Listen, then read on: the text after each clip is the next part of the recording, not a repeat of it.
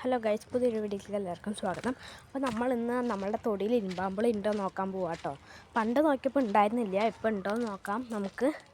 അപ്പോൾ നമ്മൾ പോവാം കേട്ടോ അങ്ങോട്ട്. അപ്പോൾ ഗൈസ്, അതാണ് ഇരുമ്പാമ്പുളിൻ്റെ മരം. നമ്മുടെ പിങ്ക് ഇത് അവിടെ നിൽക്കുന്നുണ്ട് കേട്ടോ, അവിടെ ഉണ്ട്. അപ്പോൾ ഗൈസ്, നമുക്ക് പോയി നോക്കാം കേട്ടോ ഉണ്ടോ ഇല്ലയെന്ന്.